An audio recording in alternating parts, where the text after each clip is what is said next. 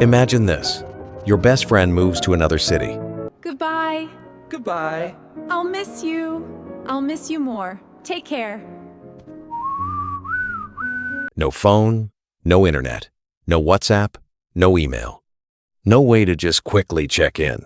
If you wanted to know if they were alive, if they were okay, if they still remembered you, you had to wait. Sometimes weeks, sometimes months, sometimes forever. And the most terrifying part? They might be waiting for you too, with no way of knowing if your message ever even arrived. This was not a punishment. This was not a nightmare. This was simply Tuesday for most of human history. And yet, humans built civilizations, fought wars, fell in love, raised families, ruled empires, all without a single bar of signal. So how exactly did they do it? It started with the most basic, most human thing imaginable: a person. A real, breathing human being, on foot, carrying your words inside their own body. In ancient Mesopotamia, modern-day Iraq, over 4,000 years ago, governments employed professional runners called couriers. These men didn't carry written notes. They memorized entire messages word for word, your exact words, your exact tone, sometimes even your exact emotion, and ran for days, sometimes weeks, across deserts and mountains to deliver them verbally to the right person. Think about what that means for a second. Your grief, your love, your military orders, your business deal, all of it living inside a stranger's memory, traveling hundreds of miles on foot before it reached the person it was meant for. And if that messenger got robbed, got sick, got lost, or simply forgot, your message was gone forever.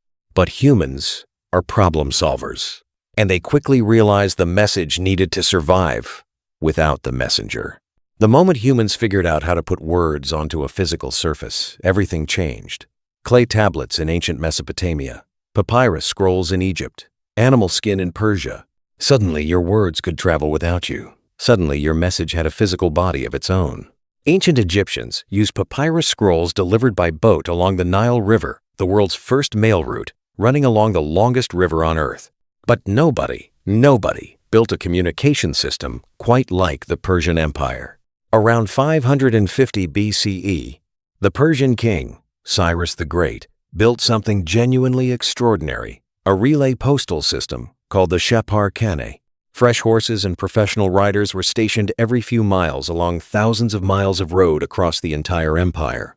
A message entered the system at one end, and like a baton passed in a relay race, it moved from rider to rider, horse to horse, station to station, covering up to 1,700 miles in just 7 days. 7 days. Across mountain ranges and deserts, with horses and human legs. No engine, no electricity. The Greek historian Herodotus was so impressed he wrote about these riders in words that were later carved centuries later onto the front of the New York City post office building. Words that are still there today. Neither snow, nor rain, nor heat, nor gloom of night stays these couriers from the swift completion of their appointed rounds. A postal system, running at full speed, 2,500 years ago, and we still quote it today. But postal systems needed roads, they needed infrastructure, they needed safety. And in the chaos of medieval Europe with wars, bandits, and collapsed roads everywhere, people needed faster, more reliable options. So they used birds. Carrier pigeons had an almost supernatural ability. Train them at a home location, release them anywhere on Earth, and they would fly straight home, hundreds of miles, through storms, through darkness. Armies used them, spies used them, merchants used them. During World War I, a conflict fought with machine guns and artillery. Carrier pigeons were still being used to carry military messages across active battlefields because nothing else was reliable enough. One pigeon named Cher Ami became a genuine war hero. During a desperate battle in 1918, nearly 200 American soldiers were surrounded, running out of ammunition, and accidentally being bombed by their own artillery. Their only hope was getting a message out. Cher Ami was released with that message. She was shot through the chest, lost an eye, lost a leg, and still flew 25 miles in 25 minutes to deliver that message. Those 200 soldiers survived because of a one-legged, half-blind pigeon who refused to quit. Medieval towns also built entire communication systems around church bells. Different bell patterns meant completely different things. One rhythm meant a death in the village, another meant fire, another meant enemy soldiers approaching, another meant a celebration. An entire coded broadcast system reaching every person within miles through sound alone. And for the longest distances of all ancient people turned to fire. Beacon fires, massive bonfires, lit on hilltops, in a chain each one visible to the next, could carry a single binary message across hundreds of miles in minutes. The ancient Greeks used a chain of beacon fires to signal the fall of Troy all the way back to Agamemnon's palace in Mycenae, a distance of nearly 500 miles in a single night. No technology, no infrastructure, just fire on hilltops and human eyes watching the horizon. But of everything humans invented to stay connected, nothing was more personal, more powerful, or more emotionally devastating than the letter. Before phones, before telegrams, before any electrical signal ever existed, people wrote letters, real letters, handwritten words on paper or parchment carefully chosen, slowly composed, sealed with wax, then carried by hand across oceans, mountains, and deserts. Some letters took 6 months to arrive. Some never arrived at all. People wrote, knowing the person reading their words would be in a completely different moment in time, a different season, maybe a different version of themselves entirely by the time those words finally arrived.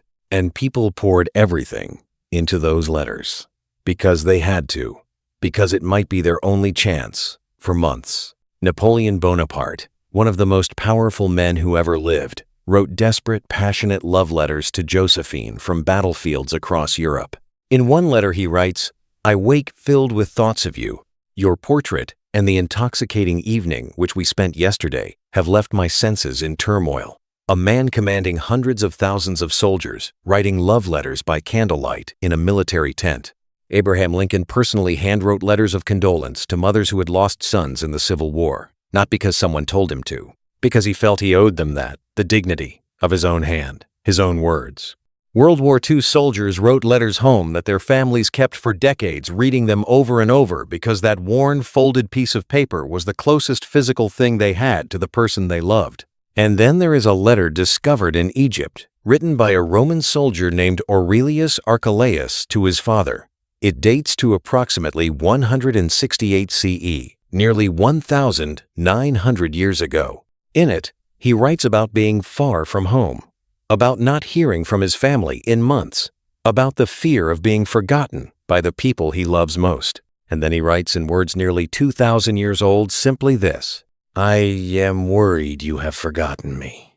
1,800 years ago, a soldier, far from home, afraid of being forgotten by the people he loved. Then, in 1837, the entire world changed. In an instant, Samuel Morse invented the telegraph, electrical signals, dots, and dashes, traveling through copper wire at nearly the speed of light.